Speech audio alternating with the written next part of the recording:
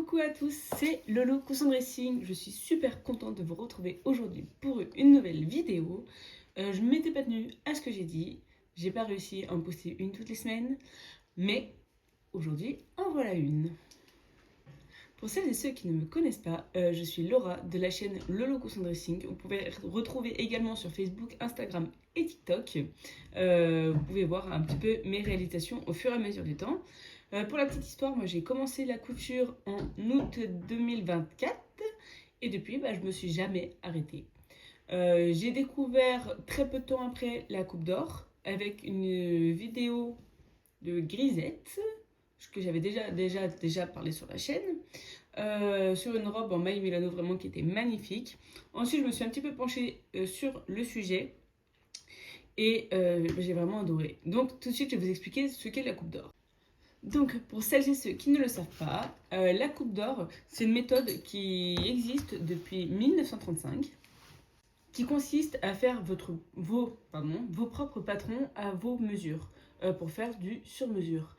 Donc, il nous faut... Pardon, excusez-moi, on est tous un petit peu malades à la maison.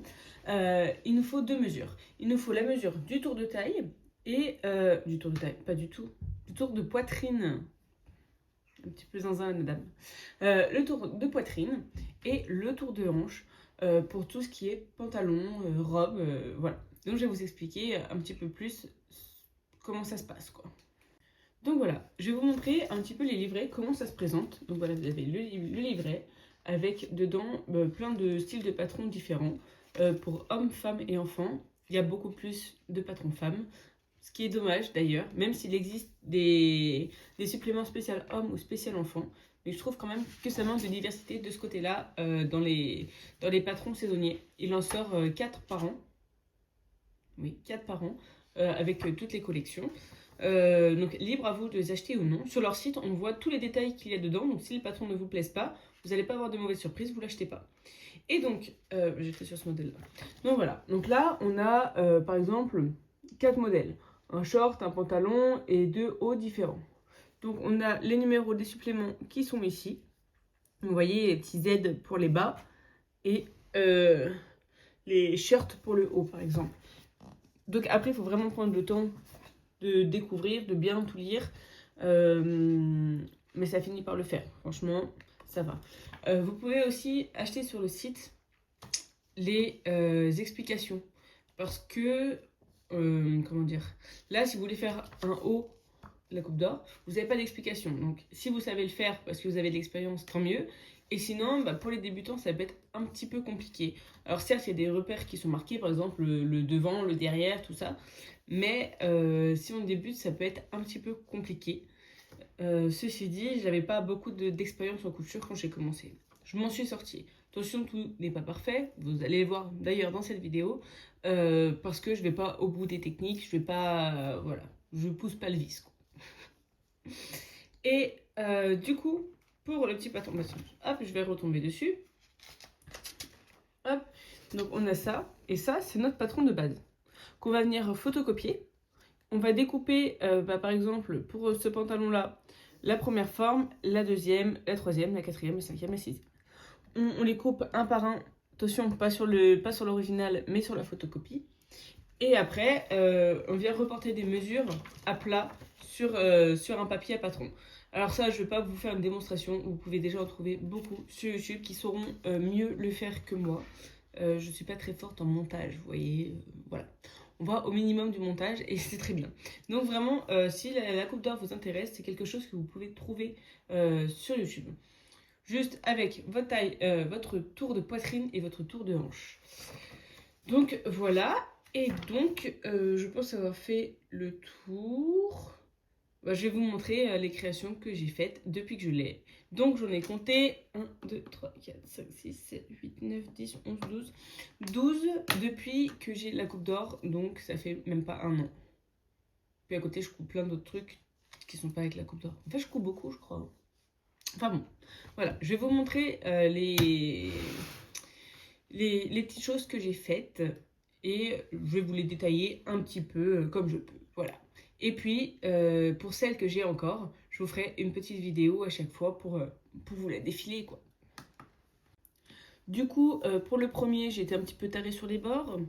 J'ai voulu coudre une combi short, chose que je n'avais jamais fait de ma vie, évidemment.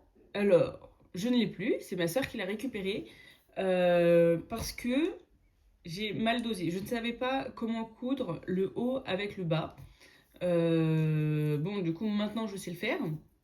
Mais du coup, ça faisait un espèce de petit bourrelet au niveau du ventre que je n'aimais pas. Et donc, c'est ma petite soeur qui l'a récupéré parce que bah, elle a kiffé quoi.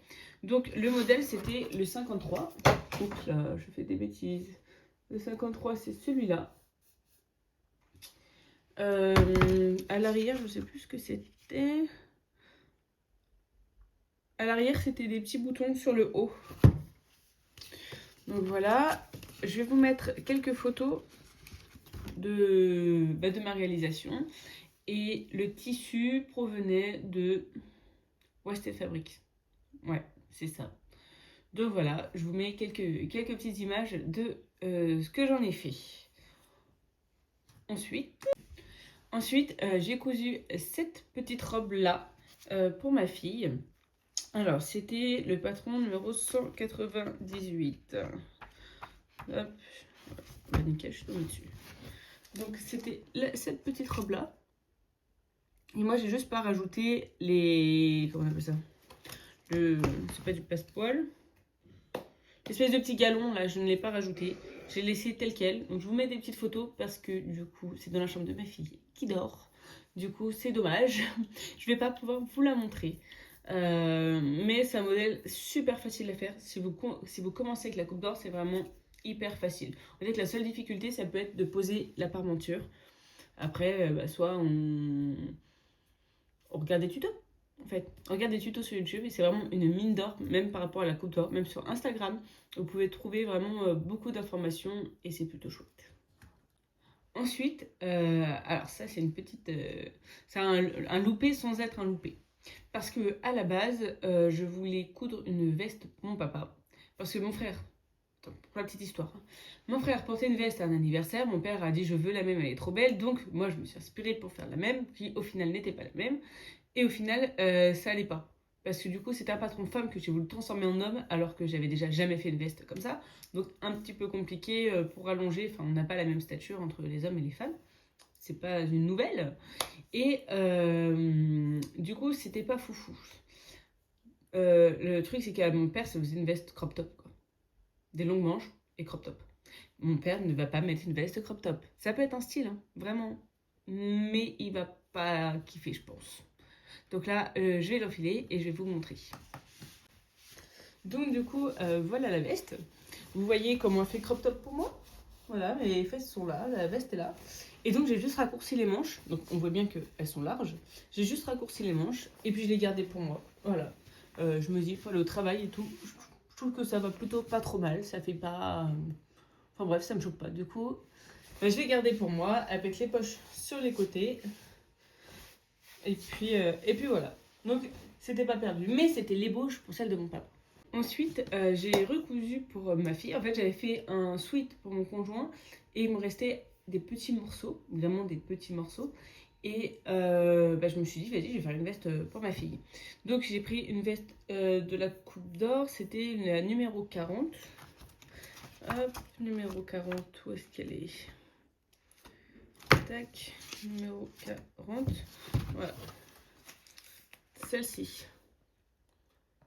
Mais bon, le problème c'est que moi du coup c'était du polaire assez très épais. C'est même pas assez épais, c'est très épais. Et le problème c'est que ça passait pas dans ma machine. Voilà. Donc le résultat est un petit peu penchant.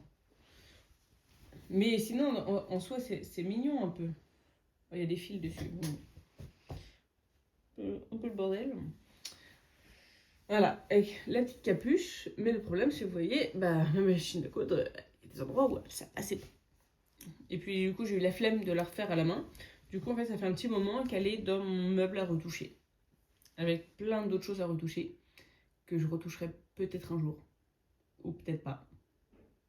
Je ne sais pas. Donc voilà, elle n'a pas eu forcément l'occasion de la mettre du coup, vu que techniquement à la maison elle est portable. Mais voilà, elle ne pourrait pas non plus aller à l'école avec.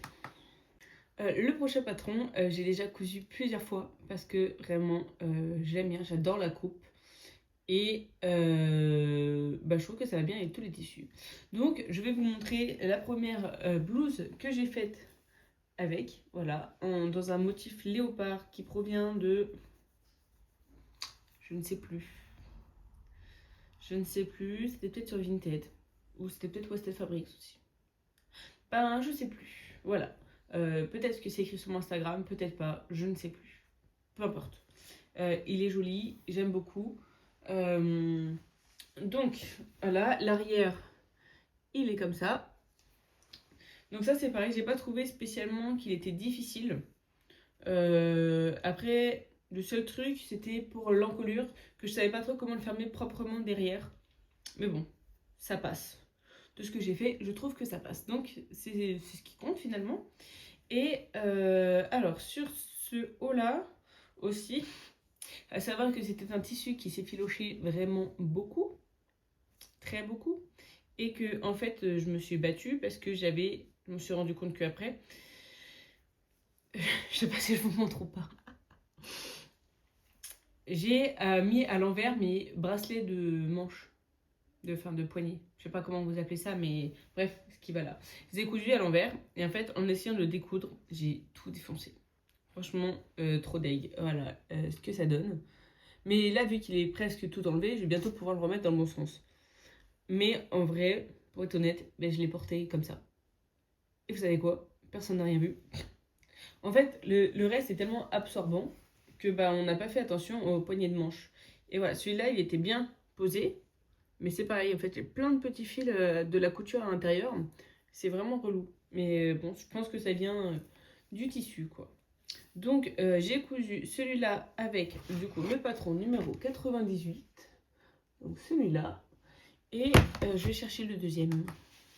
Du coup, le deuxième, je l'ai fait en broderie anglaise, qui vient de chez Self Tissu, qui a malheureusement fermé près de chez moi. Mais je crois qu'ils ont tous fermé d'ailleurs. Du coup, on a eu tous les tissus de chez eux, là, moins 70%. Donc, on s'était fait un petit plaisir avant Noël, quoi. Et donc, le dos, pareil, avec le petit bouton et le petit trou. Le petit trou. Ça doit avoir un nom, mais nous, on va appeler ça le petit trou. D'accord? On fait ça. Hop. Donc, celui-là, c'est pareil, c'était le même patron et je l'adore. Franchement, je le porte tout le temps. De toute façon, toutes mes fringues que je couds, je les porte tout le temps. Fini, pas fini, je les porte. Tant qu'on est dans les hauts, pardon, j'ai aussi cousu celui-là avec des super grandes manches. Donc celui-là, le tissu vient de chez Tissu Loli Shop. J'avais pris... j'adore aussi celui-là. J'avais pris des colis surprises qui sont à 9 euros le colis, je crois. Et donc du coup, j'avais eu celui-là dedans, j'avais eu un grand morceau et franchement, je l'adore. C'est pas des motifs que j'ai l'habitude de porter, mais vraiment, je le trouve trop beau. J'en ai eu beaucoup de compliments de celui-là. Il est super confortable en plus, mais le seul truc que j'ai à dire, mais c'est une question de praticité. C'est que des grandes manches comme ça, quand vous êtes une maman, que vous devez faire à manger, faire la vaisselle et passer, je veux dire, donner les douches aux enfants, et c'est un peu galère. Du coup, je fais des nœuds avec les grandes manches, avec des élastiques. Moins beau d'un coup. Mais si vous êtes invité quelque part et que vous n'avez rien à faire, et c'est nickel. Donc ensuite, on passe à la veste pour mon papa. Donc du coup, vu que la première étape était un peu compliquée pour moi de transformer un patron femme en homme, du coup, je suis directement partie d'un patron homme. Donc c'était celui-là. Et mon père, lui, il voulait des boutons pression. Du coup, j'ai transformé... j'ai amélioré le patron pour faire une patte de boutonnage sur le devant et enlever la fermeture, du coup. Je l'ai pas en photo portée. Je suis deg. Même quand je l'ai offert, j'ai pas pris de vidéo. Et vraiment, trop les boules. Parce que elle est trop belle. Mais voilà, quelques petites photos de quand je l'ai fini. Excusez-moi, elle est posée par terre. Je n'avais pas encore madame là qui pouvait me permettre de poser des choses sur elle. Donc j'ai fait comme j'ai pu pour faire des photos. Mais du coup, le tissu, ça venait aussi de chez Tissu Loli Shop. C'était un scubadin. Un petit peu galère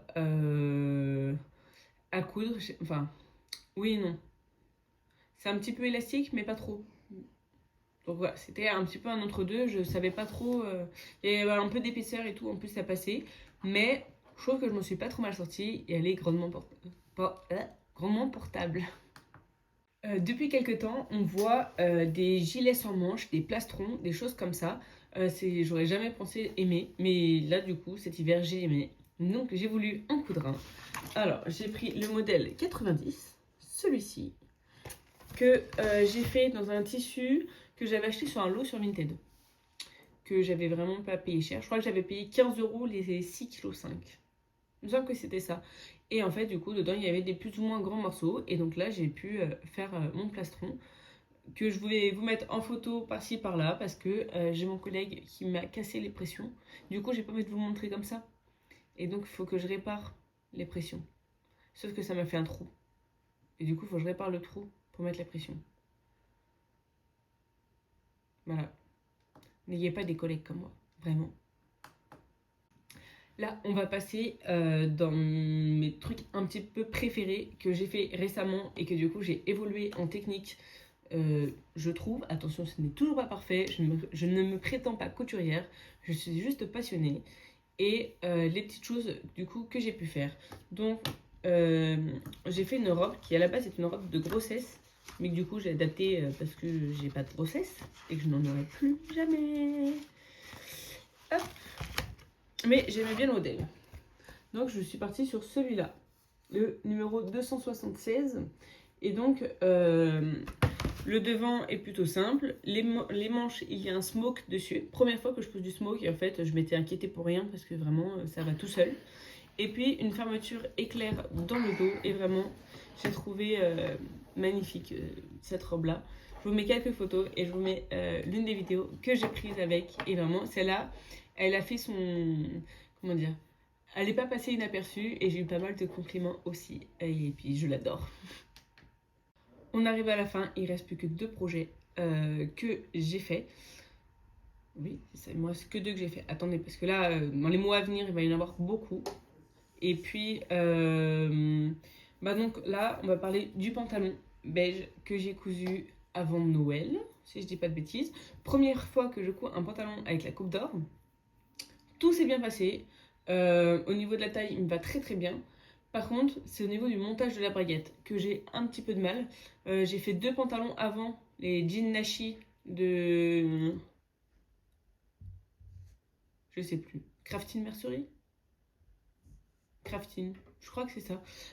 Oui, je crois que c'est ça. Que j'avais acheté à Centracor. Donc j'aimais beaucoup le modèle. Et en fait, même sur ceux-là, les braguettes, c'était pas terrible. Donc là, c'est mieux. Mais en fait, vu que mon tissu était très épais, j'ai pris un velours côtelé pas du tout extensible. Vraiment un truc à faire un canapé. Donc j'ai utilisé ça pour mon pantalon. Et ma machine, elle a fait la gueule. Voilà. Attention, tout ce que j'ai cousu là, j'ai cousu avec la brodeuse. Hein. J'ai pas cousu avec la bernette. Avec la bernette, je pense que ce serait passé, mais je m'entête à vouloir la laisser en brodeuse. Donc bah voilà, c'est de ma faute aussi. Mais du coup, bah, la baguette n'est pas parfaite.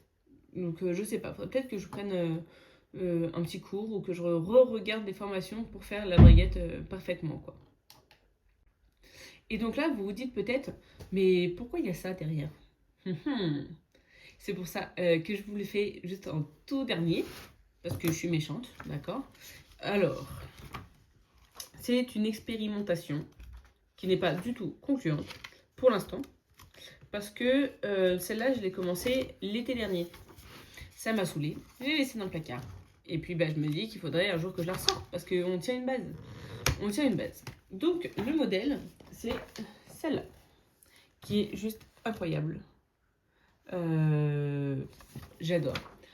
Alors, pour celles et ceux qui ne le savent pas, je vais me marier et donc je me tâte à peut-être coudre ma robe de mariée. Et donc je me suis dit, bah allez, on fait un test, on s'entraîne et puis on verra bien. Puis si jamais elle est réussie et puis que je veux pas la porter, c'est pas grave, je vois bien quelqu'un qui veut la prendre. Ok. Donc le haut, j'ai pas trouvé particulièrement que c'était difficile. Malgré que c'est de la dentelle très élastique et j'aurais peut-être plutôt dû prendre du tulle brodé.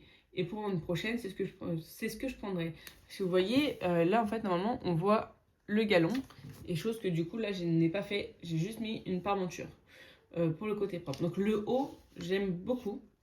mais en fait le bas, je n'y arrive pas, ça se voit, c'est affreux. En fait la ceinture, j'arrive pas à la faire lisse, donc peut-être que je me dis si je mettais un thermocollant, j'y arriverais peut-être mieux. Et là, le carré, il fait combien? Le rectangle, il fait 1,80 m, il fait 3,60 m. Il fait 3,60 m et il faut que je rentre dans une ceinture de 80 cm. Et en fait, là, j'y arrive pas. C'est une cata. Plusieurs fois, j'ai essayé. J'ai essayé la méthode de la fourchette, vous savez, de prendre entre les dents et de faire comme ça. J'ai pas réussi. J'ai essayé de faire des fils de France. Ça a pété à chaque fois. J'ai pas essayé le smoke. Peut-être que ce sera la solution. En tout cas pour le plus gros. Je ne sais pas. Ouais, je ne sais pas. Il faut que je retrouve la motivation d'être dessus. Mais je voulais vous la montrer par rapport à ce qui est possible de faire. Je n'ai pas du tout de technique. J'ai fait au pif. Hein. J'ai même pas regardé de tuto, rien. Au pif. Donc je me dis que c'est pas trop mal pour un truc à l'arrache. Mais voilà, le gros problème, c'est avec la ceinture et la jupe. Que j'arrive pas à faire des beaux plis et à faire une belle ceinture. Donc si vous avez des astuces pour ça, je vous les prends avec plaisir. Et puis, n'hésitez pas à vous abonner si la vidéo vous a plu. Si la coupe d'or vous intéresse, je vous mets les liens dans la description. Je vais aussi vous mettre des liens d'autres personnes qui ont cousu avec la coupe d'or et qui vont mettre tout le détail exactement comment ça marche. Notamment Betty Jane. J'aime beaucoup ce qu'elle fait. Elle propose aussi des formations qui sont à mon goût un peu chères, mais qui doivent vraiment faire le taf. Et que si vous avez le budget, franchement, allez-y. Les yeux fermés, vu ce qu'elle a l'habitude de faire. Et puis, n'hésitez pas non plus à vous abonner à mes réseaux sociaux. Souvent, je mets mes créations finies dessus. Je ne les mets pas forcément sur YouTube. Même si on l'a demandé sur YouTube, je vais essayer de doser un petit peu pour en mettre plus sur YouTube. Après en réel, vous pouvez en voir un petit peu en short pardon. Excusez-moi, je n'utilise pas les bons termes selon l'application. Donc voilà, si vous avez la moindre question, n'hésitez pas à me notifier en commentaire et puis abonnez-vous pour qu'on se retrouve vite pour une nouvelle vidéo. Bisous.